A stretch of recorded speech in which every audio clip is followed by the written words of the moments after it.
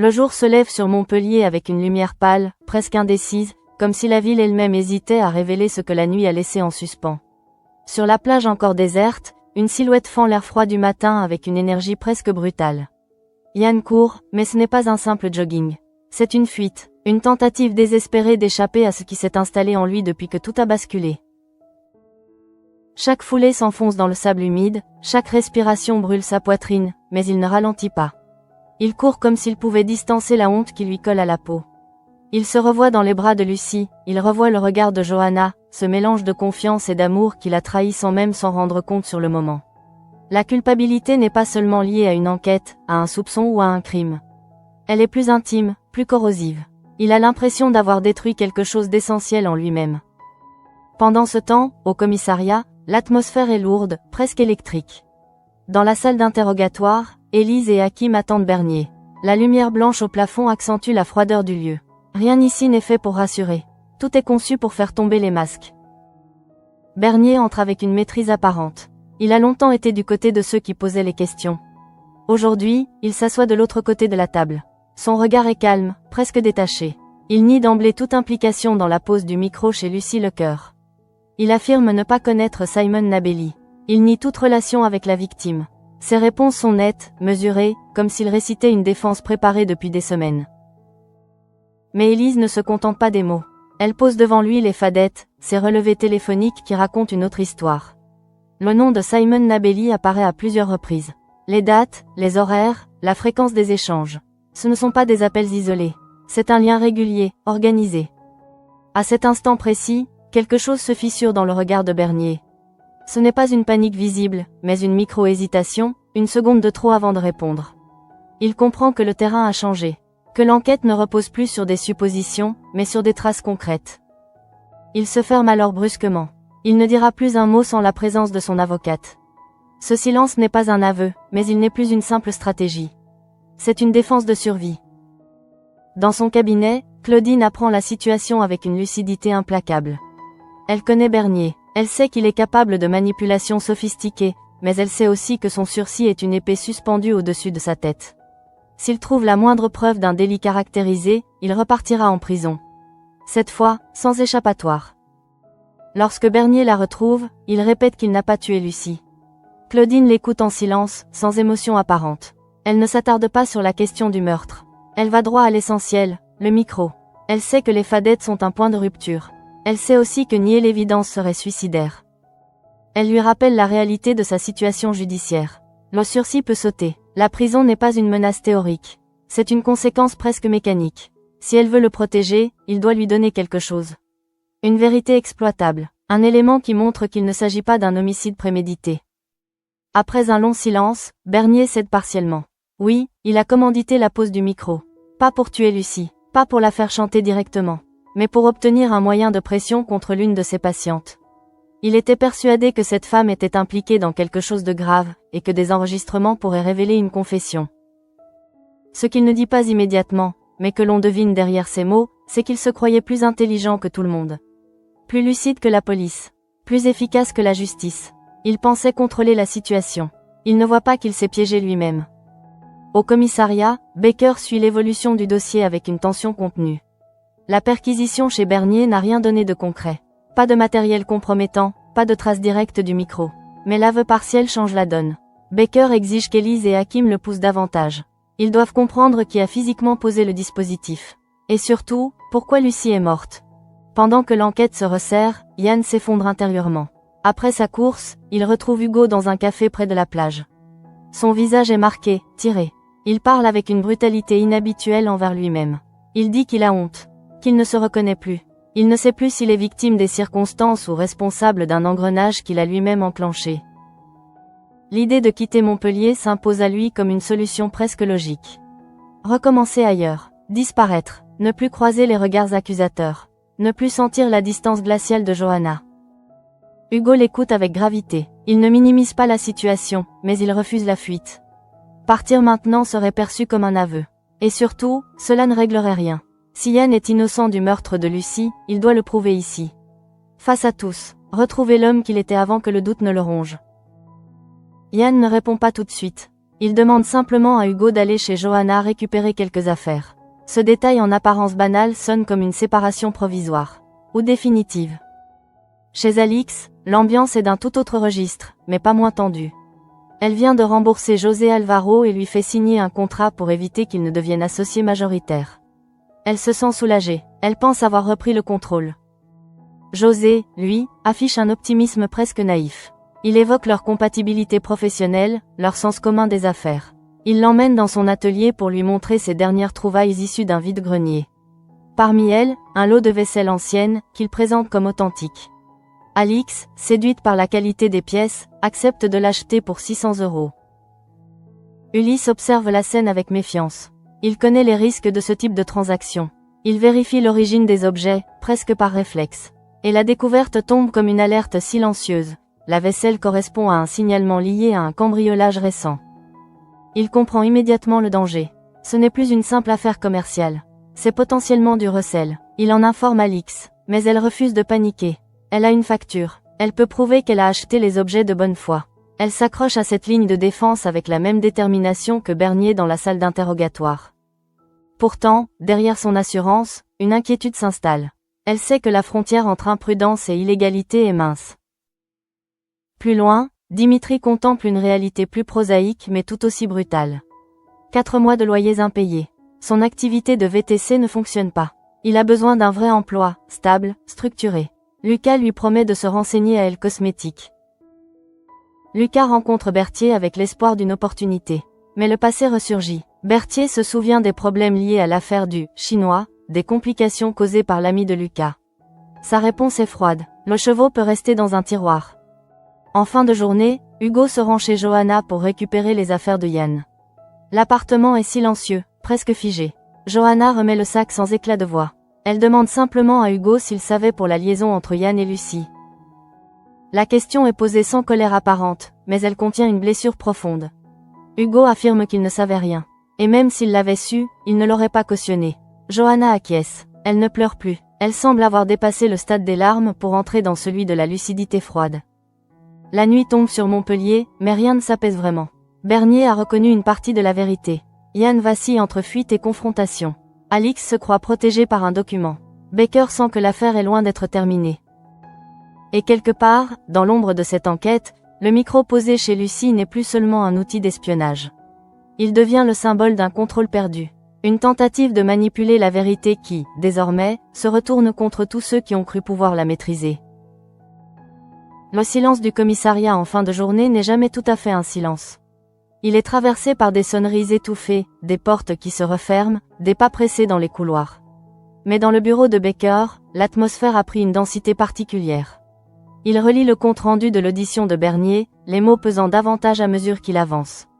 L'aveu est là, noir sur blanc. La pose du micro est reconnue. Pas le meurtre, pas la préméditation d'un homicide, mais un acte illégal, calculé, méthodique. Baker sait que ce type d'aveu partiel est rarement spontané. Il est souvent le fruit d'un calcul stratégique. Bernier ne parle pas pour soulager sa conscience.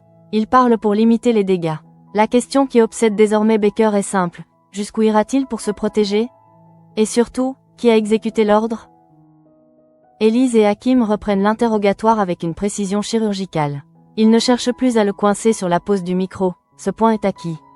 Ils veulent comprendre le contexte. Pourquoi une patiente de Lucie? Quel lien réel existait entre Bernier et cette femme? Était-il réellement convaincu qu'elle était dangereuse, ou cherchait-il simplement à exercer un pouvoir indirect? Bernier adopte une posture défensive, mais moins arrogante que la veille. Il parle d'intuition, de soupçon, d'éléments qu'il aurait perçus dans des conversations indirectes. Il évoque une menace potentielle, sans jamais la nommer clairement.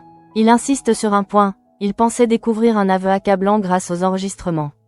Il se présente presque comme un lanceur d'alerte, persuadé d'agir dans l'intérêt général. Mais plus il développe son argumentaire, plus l'ombre d'une obsession personnelle se dessine. Ce n'est pas seulement la justice qui le motivait. C'était le contrôle, la certitude qu'il pouvait orchestrer les événements depuis l'ombre, anticiper les mouvements des autres, rester invisible. Pendant ce temps, Claudine observe la situation avec une lucidité implacable. Elle sait que l'aveu ne suffira pas à apaiser les soupçons. Elle sait aussi que la reconnaissance d'un délit peut être perçue comme un signe de coopération, susceptible d'atténuer la rigueur judiciaire. mais elle craint que la police ne découvre autre chose. Un détail négligé, une trace technique, un intermédiaire prêt à parler. Elle confronte Bernier à cette possibilité. Si la personne qui a physiquement posé le micro est identifiée, le récit devra être cohérent. La moindre contradiction pourrait anéantir sa ligne de défense. Elle lui demande s'il a agi seul. Il évite la question. Ce silence en dit plus que ses explications précédentes. À des kilomètres de cette tension feutrée, Yann erre dans son appartement comme un étranger. Les murs semblent rétrécir autour de lui. Il pense à la plage, au souffle coupé par la course, à la sensation éphémère d'échapper à la réalité. Mais la réalité le rattrape toujours. Il regarde son téléphone, hésite à appeler Johanna, puis renonce.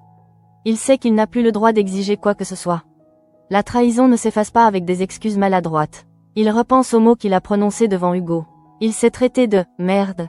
Le terme l'a choqué lui-même.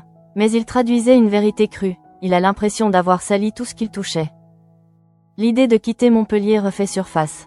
Il imagine une ville inconnue, un nouveau départ, un anonymat salvateur.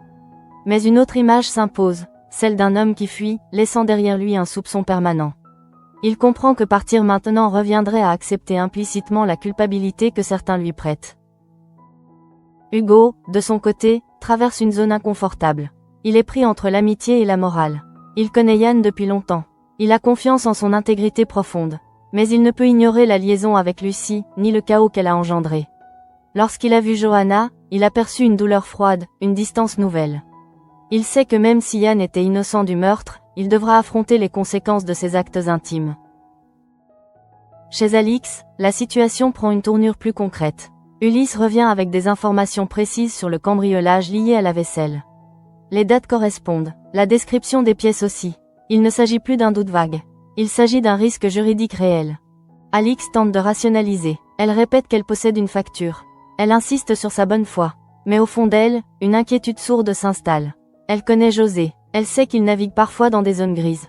Elle se demande si elle n'a pas voulu croire à une opportunité trop belle pour être honnête.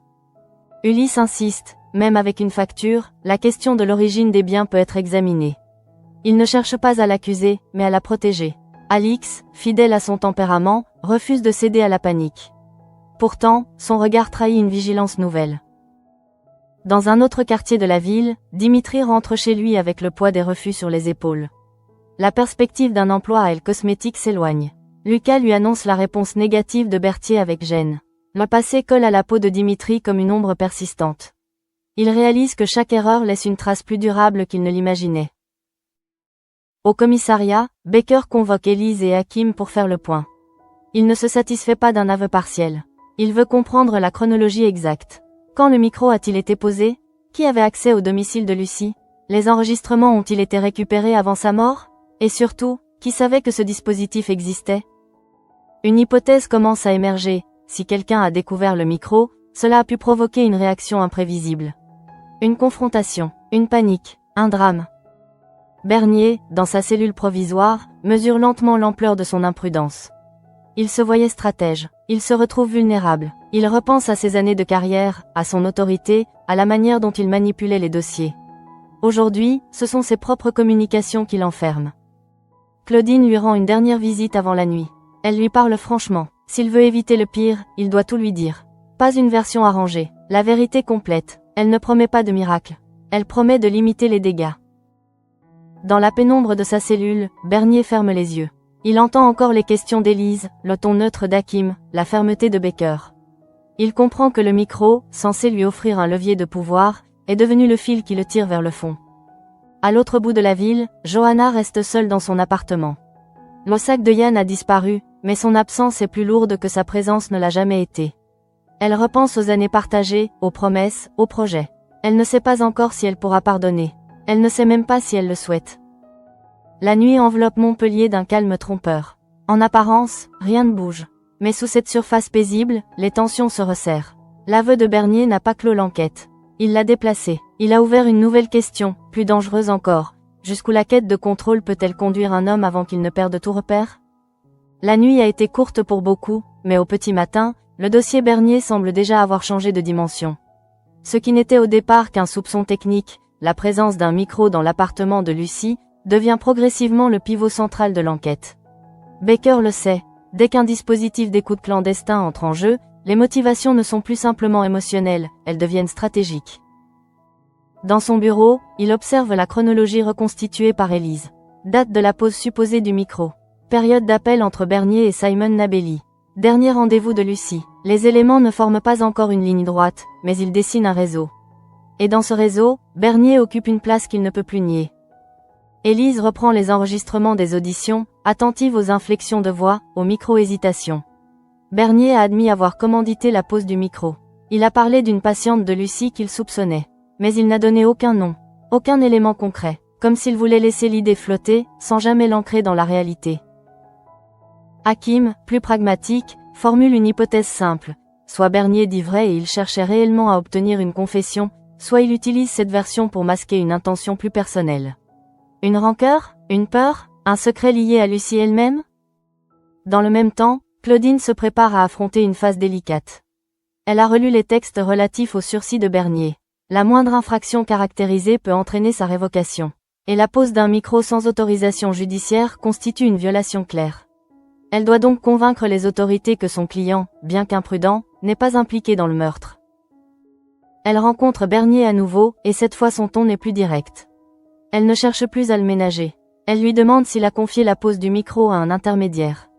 S'il a payé quelqu'un, s'il existe une trace bancaire. Bernier détourne le regard. Ce geste, presque imperceptible, suffit à confirmer qu'il n'a pas tout dit. Il finit par reconnaître qu'il n'a pas installé lui-même le dispositif. Il évoque un contact, sans donner immédiatement d'identité. Un homme capable de rendre service, discret, efficace. Claudine comprend alors que le dossier s'élargit. Si cet intermédiaire est retrouvé, il pourra confirmer la commande. Mais il pourra aussi révéler d'autres éléments. Pendant que la justice avance, Yann s'enfonce dans une introspection douloureuse. Il a passé la nuit à revoir mentalement les derniers mois. Il se souvient du moment où la relation avec Lucie a cessé d'être un simple flirt pour devenir une liaison réelle. Il se souvient de la facilité avec laquelle il a justifié ses actes à lui-même. Ce qui le hante le plus, ce n'est pas seulement l'enquête. C'est l'image qu'il renvoie désormais. Policier soupçonné, mari infidèle, homme fragilisé. Il mesure combien la frontière entre faiblesse personnelle et catastrophe publique peut être mince. Hugo tente encore de le ramener à une position plus combative. Il lui rappelle qu'aucune preuve ne le relie au meurtre, que le doute peut être dissipé. Mais Yann sent que quelque chose s'est cassé, indépendamment de la vérité judiciaire. Il sait que même s'il est innocent du crime, il devra reconstruire sa crédibilité pièce par pièce. Chez Johanna, la blessure prend une autre forme. Elle relit les messages anciens de Yann, cherche des signes qu'elle aurait pu interpréter différemment. Elle se demande si la trahison était visible, si elle a choisi de ne pas voir. Sa colère est froide, presque méthodique. Elle ne veut pas exploser. Elle veut comprendre. Lorsqu'Hugo lui a affirmé qu'il ne savait rien de la liaison, elle a perçu une sincérité qui l'a presque soulagée. Mais ce soulagement n'efface rien. Il ne fait que déplacer la solitude. À la galerie, la tension autour de la vaisselle volée monte d'un cran. Ulysse a contacté discrètement un collègue pour vérifier les signalements. La correspondance est trop précise pour être ignorée. Il insiste auprès d'Alix. Si la police remonte la piste, la facture ne suffira peut-être pas à écarter tout soupçon. Alix commence à envisager une autre possibilité. Et si José lui avait volontairement caché l'origine des objets? Elle repense à son sourire confiant, à sa manière de parler de « profil business ». Elle se demande si elle n'a pas été instrumentalisée. Elle refuse toutefois de céder à la panique. Elle décide d'affronter José directement, de tester sa réaction. Ce choix révèle chez elle une détermination intacte, mais aussi une part d'orgueil. Elle ne supporte pas l'idée d'avoir été naïve. Dans les couloirs de Elle Cosmétique, Lucas digère mal la réponse de Berthier. Il avait espéré pouvoir aider Dimitri. Il réalise que les erreurs passées ne disparaissent pas, même lorsque les circonstances changent. Cette prise de conscience le pousse à réfléchir à ses propres choix. Au commissariat, une nouvelle information arrive. Les techniciens ont analysé les résidus trouvés près de l'emplacement du micro.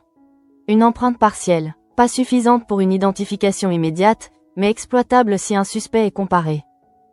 Élise comprend que le temps joue contre Bernier. Si l'intermédiaire qu'il a évoqué est identifié, la cohérence de son récit sera mise à l'épreuve. Elle décide de le confronter à cette éventualité lors d'une nouvelle audition. Face à elle, Bernier paraît plus fatigué. L'assurance des premières heures s'effrite. Il réalise que chaque révélation ouvre une nouvelle brèche. Il répète qu'il n'a jamais voulu la mort de Lucie. Il insiste sur son intention initiale, obtenir des preuves contre une patiente potentiellement dangereuse. Mais Élise l'interroge sur un point crucial. Pourquoi ne pas avoir alerté les autorités s'il craignait réellement un crime? Pourquoi agir seul, dans l'ombre? La question reste suspendue. Bernier n'a pas de réponse convaincante. Son silence devient plus lourd que ses mots. Le dossier prend ainsi une tournure plus complexe. Il ne s'agit plus seulement d'un meurtre, mais d'un enchevêtrement de manipulation, de dissimulation et d'initiatives clandestines. À la fin de la journée, Montpellier retrouve son rythme apparent. Les cafés se remplissent, les lumières s'allument, les conversations reprennent. Mais derrière cette normalité, chaque personnage avance sur une ligne fragile. Bernier sent le filet se resserrer.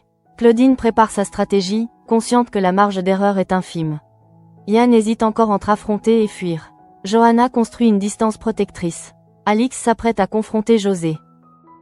Et au centre de tout, le micro posé chez Lucie continue de produire ses effets, comme une onde invisible qui n'a pas fini de révéler les failles de chacun. Le lendemain, une tension nouvelle traverse le commissariat. Ce n'est plus seulement une affaire à résoudre, c'est un équilibre fragile à maintenir. Baker le ressent avec une acuité particulière. L'aveu partiel de Bernier a créé une onde de choc silencieuse. Un ancien procureur qui commande la pose d'un micro chez une femme aujourd'hui morte, cela dépasse le simple fait divers. Cela interroge le système, les méthodes, les dérives possibles du pouvoir. Dans la salle d'audition, Élise reprend son travail avec une rigueur presque implacable. Elle ne hausse pas le ton, elle ne cherche pas l'affrontement frontal. Elle pose les questions avec une précision qui oblige Bernier à se confronter à ses propres contradictions. Elle revient sur la chronologie, sur les dates exactes des appels avec Simon Nabelli, sur le moment précis où le micro aurait été posé. Bernier, cette fois, ne peut plus se contenter de réponses vagues. Il admet avoir contacté un intermédiaire pour installer le dispositif. Il parle d'un service discret, payé en espèces. Il insiste sur le fait qu'il ne voulait pas être directement impliqué. Ce détail, loin de l'innocenter, souligne au contraire une volonté claire de dissimulation. Élise note chaque mot. Elle comprend que derrière l'argument d'un « moyen de pression » contre une patiente de Lucie se cache peut-être une peur plus personnelle. Bernier n'était pas un simple observateur inquiet. Il semblait investi émotionnellement, peut-être trop. Hakim, en observateur attentif, s'interroge sur la nature exacte de cette patiente évoquée par Bernier. Était-elle réellement dangereuse, ou bien s'agissait-il d'un prétexte pour surveiller Lucie elle-même? L'idée s'installe progressivement. Et si le micro n'avait jamais été destiné à une tierce personne, mais à Lucie directement? Pendant que l'enquête avance, Claudine mesure la fragilité de la situation. Elle sent que son client n'a pas livré toute la vérité. Elle perçoit aussi que les enquêteurs se rapprochent d'une ligne dangereuse. Si l'intention réelle de Bernier était de surveiller Lucie, la dimension morale de l'affaire changerait radicalement. On passerait d'une dérive stratégique à une obsession. Elle tente alors de convaincre Bernier d'anticiper les découvertes de la police. S'il existe un élément compromettant, mieux vaut le révéler dans un cadre maîtrisé plutôt que le voir surgir brutalement. Mais Bernier reste ambigu. Il se cramponne à sa version, il voulait protéger l'intérêt général. Dans un autre quartier, Yann passe devant le commissariat sans y entrer. Il observe le bâtiment comme s'il lui était devenu étranger. Il pense aux collègues qui murmurent, au regard lourd de soupçons. Il n'a encore été officiellement accusé de rien, mais le doute suffit à isoler. Il revoit les derniers instants avec Lucie. Les conversations inachevées, les silences chargés. Il se demande s'il aurait pu percevoir un danger, un signe avant-coureur. Cette question le hante plus que les soupçons eux-mêmes. S'il avait vu quelque chose, s'il avait compris plus tôt, peut-être que Lucie serait encore en vie. Hugo tente de maintenir le lien. Il propose à Yann de rester, de ne pas céder à l'impulsion de partir. Il insiste sur la nécessité d'affronter les choses. Mais il sent aussi que l'équilibre psychologique de son ami vacille. Il ne s'agit plus seulement d'une affaire judiciaire. Il s'agit d'une crise identitaire. Chez Johanna, la reconstruction commence par des gestes simples. Elle range les affaires laissées par Yann. Elle redéfinit l'espace. Chaque objet déplacé est une tentative de reprendre le contrôle. Elle ne veut pas être définie par la trahison qu'elle a subie. Elle veut comprendre, mais surtout décider de la suite. La question qu'elle se pose n'est pas seulement « est-il coupable ?», mais « qui est-il devenu ?» Elle réalise que la confiance ne se brise pas en un instant. Elle s'effrite lentement, presque imperceptiblement, jusqu'au jour où l'on constate qu'elle n'existe plus. À la galerie, la confrontation entre Alix et José prend une tournure tendue. Alix, fidèle à son tempérament direct, l'interroge sur l'origine précise de la vaisselle. José se montre évasif. Il parle d'un vide-grenier, d'une opportunité, d'un vendeur pressé. Rien d'illégal, selon lui. Mais son manque de précision nourrit les soupçons. Alix comprend qu'elle a peut-être été trop confiante. Elle sent une colère sourde monter en elle, non seulement contre José, mais contre elle-même. Elle déteste l'idée d'avoir pu être instrumentalisée. Ulysse, plus prudent, suggère de suspendre toute mise en vente des pièces concernées. Il préfère perdre une opportunité commerciale plutôt que risquer une mise en cause pénale. Cette décision révèle un contraste fort entre la prudence d'Ulysse et l'audace d'Alix. Au commissariat, un nouvel élément surgit. L'intermédiaire évoqué par Bernier a peut-être été repéré dans une autre affaire mineure. Les enquêteurs commencent à recouper les informations. Si cet homme est identifié, il pourra confirmer la commande du micro. Mais il pourrait aussi révéler la nature exacte des instructions reçues. Baker sent que le dossier approche d'un point de bascule. Il sait que la vérité ne surgira pas d'un aveu spectaculaire, mais d'un enchaînement de détails précis. Il rappelle à son équipe de ne pas céder à la précipitation. Chaque erreur pourrait fragiliser la procédure. Dans la solitude de sa cellule, Bernier commence à douter de sa propre narration. Il repense au moment où il a décidé d'installer le micro. Était-ce vraiment pour protéger quelqu'un? Ou pour satisfaire un besoin de contrôle?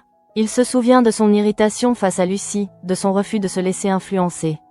Peut-être a-t-il voulu reprendre l'ascendant. Cette introspection le trouble. Il réalise que ses motivations étaient peut-être moins nobles qu'il ne le prétend. La ville continue de vivre. Les terrasses se remplissent, les conversations s'entrecroisent. Mais pour ce prix dans cette affaire, chaque heure semble suspendue à une révélation possible. Le micro, désormais, n'est plus seulement une preuve matérielle. Il est devenu le symbole d'une intrusion, d'une violation, d'une tentative de manipuler la vérité qui se retourne contre son instigateur. Et à mesure que les pièces du puzzle s'assemblent, chacun comprend que l'affaire Lucie n'a pas encore livré son dernier secret. Au commissariat, l'enquête franchit un nouveau seuil lorsque les techniciens confirment que l'empreinte partielle retrouvée près de l'emplacement du micro correspond à un individu déjà connu des services pour des délits mineurs liés à des installations clandestines. Le nom circule d'abord en interne, puis arrive jusqu'à Élise et Hakim comme une pièce supplémentaire dans un mécanisme qui commence à prendre forme. L'homme en question n'est pas un professionnel sophistiqué, mais un exécutant habitué aux zones grises, à la discrétion tarifée. S'il parle, la chaîne de responsabilité pourrait devenir plus claire. Baker convoque immédiatement une réunion restreinte. Il insiste sur un point. Si l'intermédiaire confirme avoir agi sur commande de Bernier, l'argument du simple « moyen de pression » devra être confronté à la réalité des consignes données. Les mots exacts utilisés par Bernier deviendront déterminants. A-t-il demandé une surveillance ciblée d'une patiente? Ou une écoute générale des échanges de Lucie? La nuance est capitale. Élise prépare l'audition avec minutie. Elle sait que ce type d'individu peut être tenté de minimiser son rôle ou de négocier son silence. Elle choisit donc une approche progressive, mêlant confrontation factuelle et ouverture stratégique. Lorsque l'homme est amené, il semble nerveux mais pas encore effondré. Il comprend vite que son nom a été cité. Il confirme avoir été contacté pour installer un dispositif d'écoute dans un appartement. Il admet avoir été payé en espèces. Il affirme ne pas connaître la victime, seulement l'adresse et les instructions techniques. Lorsqu'Élise lui demande s'il a reçu des consignes précises sur les conversations à surveiller, il hésite. Puis il explique que le commanditaire voulait tout enregistrer, sans restriction. Cette précision change subtilement la perspective. Si tout devait être enregistré, cela signifie que la cible réelle n'était peut-être pas une patiente spécifique, mais l'ensemble des échanges de Lucie. Hakim note cette incohérence par rapport aux déclarations de Bernier. Convoqué à nouveau, Bernier comprend immédiatement que l'intermédiaire a parlé. Son visage se ferme, mais la tension est visible. Élise ne l'accuse pas frontalement. Elle se contente de confronter les versions. Elle rappelle que l'installateur évoque une écoute globale, non ciblée. Elle lui demande s'il souhaite rectifier sa déclaration. Bernier reste silencieux de longues secondes. Il semble mesurer l'effondrement progressif de son récit. Il finit par admettre qu'il voulait ne rien manquer. Que s'il existait une menace, elle pouvait surgir dans n'importe quelle conversation. Cette justification paraît rationnelle, mais elle révèle en creux une volonté de contrôle total. Claudine, informée des nouveaux éléments, comprend que la défense doit évoluer. Elle ne peut plus soutenir une version trop restrictive. Elle envisage alors une stratégie différente, admettre l'erreur, insister sur l'absence d'intention homicide, présenter Bernier comme un homme dépassé par ses propres méthodes. Un professionnel habitué à anticiper les dangers, qui aurait franchi une limite par excès de zèle. Pendant que la procédure se durcit, Yann traverse une journée particulièrement difficile. Il apprend indirectement que l'enquête avance sur le micro. Il comprend que l'attention se déplace vers Bernier. Ce déplacement devrait le soulager. Pourtant, il ne ressent aucun apaisement. La suspicion l'a déjà atteint. Il sait que certains continueront à voir en lui un maillon faible, un homme compromis. Il se rend chez Hugo en fin d'après-midi. Il parle longuement, sans détour. Yann admet qu'il a songé sérieusement à partir. Hugo lui rappelle que la fuite serait irréversible. Il lui parle de responsabilité, pas seulement judiciaire, mais morale. Affronter Johanna, affronter les collègues, affronter les conséquences. Ces mots pèsent lourd, mais ils ancrent Yann dans une réalité qu'il ne peut plus éviter. Il comprend que reconstruire exigera plus de courage que disparaître. Chez Johanna, la détermination se renforce. Elle a pris du recul. Elle observe désormais la situation avec une clarté presque clinique. Elle ne cherche plus des excuses à Yann. Elle attend des actes. Elle veut comprendre s'il est capable d'assumer publiquement ses erreurs. Son regard sur lui change. Elle ne le voit plus seulement comme un mari infidèle, mais comme un homme confronté à ses propres failles. Cette distance, paradoxalement, lui donne une forme de pouvoir. Elle n'est plus dans l'attente. Elle est dans l'évaluation. À la galerie, la tension autour de la vaisselle atteint un point critique. Alix décide de vérifier par elle-même les informations liées au cambriolage. Les détails concordent trop pour être ignorés. Elle réalise qu'elle a sous-estimé le risque. Sa confiance en José se fissure. Elle le confronte une seconde fois, avec plus de fermeté. José nie toute connaissance d'un vol. Il se retranche derrière l'ignorance et la bonne foi. Mais son discours manque de cohérence. Alix perçoit une zone d'ombre. Elle comprend que même si elle n'a rien fait d'illégal volontairement, son image peut être affectée. Ulysse insiste pour prendre des mesures préventives, signaler spontanément les pièces suspectes, coopérer si nécessaire. Cette suggestion heurte l'orgueil d'Alix, mais elle en perçoit la logique. Elle sait que la réputation d'une galerie peut être détruite plus vite qu'elle ne se reconstruit. Au commissariat, Baker analyse l'évolution du dossier avec une attention accrue. Il constate que l'aveu de Bernier a ouvert des portes inattendues. Le micro n'est plus un simple détail technique. Il devient la clé d'une compréhension plus large. Qui savait qu'il existait? Qui aurait pu le découvrir? Une nouvelle hypothèse se dessine. Si Lucie a pris conscience de la présence du micro, elle a pu confronter quelqu'un. Cette confrontation aurait pu dégénérer. La question devient alors cruciale. Bernier a-t-il récupéré les enregistrements avant la mort de Lucie? Élise décide de creuser ce point lors d'une nouvelle audition. Elle demande à Bernier s'il a eu accès aux fichiers. Il répond que non, qu'il comptait les récupérer ultérieurement. Cette réponse soulève une autre interrogation. Où se trouvent ces enregistrements aujourd'hui? Dans sa cellule, Bernier commence à comprendre que le dossier lui échappe. Il pensait maîtriser chaque variable. Il découvre qu'il a créé un système dont il ne contrôle plus les conséquences. Il repense aux années où il instruisait des affaires similaires. Il se souvient de la façon dont il décortiquait les mensonges. Aujourd'hui, c'est son propre récit qui est disséqué. La nuit tombe sur Montpellier avec une lourdeur nouvelle. Chaque personnage semble suspendu à une décision imminente. Bernier sent le piège se refermer. Claudine ajuste sa stratégie. Yann se prépare à affronter le regard de Johanna. Alix envisage une déclaration préventive pour protéger sa galerie. Le micro, silencieux depuis la mort de Lucie, continue pourtant d'agir.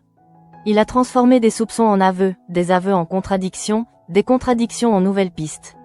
Il a révélé la fragilité des certitudes. Et à mesure que l'enquête s'intensifie, une vérité s'impose peu à peu. Dans cette affaire, personne ne sortira indemne. Ni ceux qui ont manipulé l'ombre, ni ceux qui ont cru pouvoir s'y cacher. Le dossier prend une ampleur inattendue lorsque les enquêteurs découvrent que les enregistrements issus du micro n'ont jamais été officiellement récupérés par Bernier. L'installateur affirme avoir transmis les données sur un support externe, laissé à un point de rendez-vous convenu. Mais aucune trace matérielle n'a encore été retrouvée. Cette absence devient en elle-même un élément inquiétant. Où sont passés ces fichiers? Qui y a eu accès? Baker comprend immédiatement la portée de cette question. Si les enregistrements existent toujours, ils pourraient contenir des informations cruciales sur les derniers jours de Lucie. Mais s'ils ont disparu, cela signifie que quelqu'un a pu vouloir effacer une trace. Élise reçoit l'ordre de retracer chaque étape de la remise du support. Caméras de surveillance, témoins, relevés bancaires, tout doit être passé au crible. Lorsqu'elle confronte à nouveau Bernier sur ce point précis, il se montre moins assuré que les jours précédents. Il répète qu'il n'a pas récupéré le support. Il évoque un contretemps, une hésitation, puis la mort de Lucie qui aurait rendu toute récupération inutile. Cette version laisse une zone d'ombre troublante. Pourquoi n'avoir jamais cherché à vérifier ce que contenait le micro, s'il était si convaincu qu'une menace existait? Claudine perçoit le danger. Elle sait que cette incohérence peut être interprétée comme un mensonge stratégique. Elle pousse Bernier à clarifier sa position, soit il reconnaît avoir récupéré les fichiers et devra expliquer leur contenu, soit il maintient qu'ils ont disparu, au risque d'apparaître négligent ou manipulateur. Dans les deux cas, la crédibilité se fragilise. Bernier semble pour la première fois réellement dépassé. Il comprend que son plan initial, conçu pour lui donner un avantage, a déclenché une série de conséquences qu'il ne contrôle plus. Il n'avait pas prévu que la mort de Lucie viendrait tout bouleverser. Il n'avait pas anticipé que son initiative clandestine deviendrait le centre de l'enquête. Pendant que la pression judiciaire s'intensifie, Yann traverse un moment charnière. Il décide finalement de se rendre au commissariat pour clarifier sa position. Ce n'est pas une convocation formelle, mais un choix personnel. Il ne supporte plus d'être dans l'ombre, d'entendre des rumeurs sans agir. Son entretien avec Baker est bref mais dense. Yann affirme qu'il n'a jamais eu connaissance du micro. Il reconnaît sa liaison avec Lucie, sans chercher à l'édulcorer. Il admet ses erreurs personnelles, mais insiste sur un point, il n'a rien à voir avec sa mort. Baker l'écoute sans commentaire excessif. Il note la posture de Yann, moins défensive qu'auparavant. Cette démarche volontaire joue en sa faveur, même si le doute ne disparaît pas totalement. En sortant, Yann ressent un mélange d'épuisement et de soulagement. Il a affronté le regard institutionnel. Il reste désormais à affronter le regard intime, celui de Johanna. Chez elle, la tension est palpable lorsqu'ils se retrouvent face à face. Il n'y a ni cri ni effondrement. Seulement une conversation grave, lente, presque méthodique. Yann ne cherche plus d'excuses. Il ne demande pas immédiatement le pardon. Il parle de responsabilité. Il parle de honte. Il admet que la fuite aurait été un aveu de faiblesse. Johanna écoute sans interrompre. Elle ne promet rien. Elle lui dit simplement qu'elle a besoin de voir des actes cohérents avec ses paroles. La confiance, explique-t-elle, ne revient pas par déclaration. Elle se reconstruit par constance. Cette lucidité marque un tournant. Leur relation n'est pas sauvée, mais elle n'est pas condamnée non plus. Elle entre dans une phase d'épreuve. À la galerie, Alix prend une décision stratégique. Plutôt que d'attendre une éventuelle convocation, elle contacte un avocat pour s'informer sur la meilleure manière de gérer la situation liée à la vaisselle. Elle comprend que l'anticipation est la seule manière de limiter les dégâts.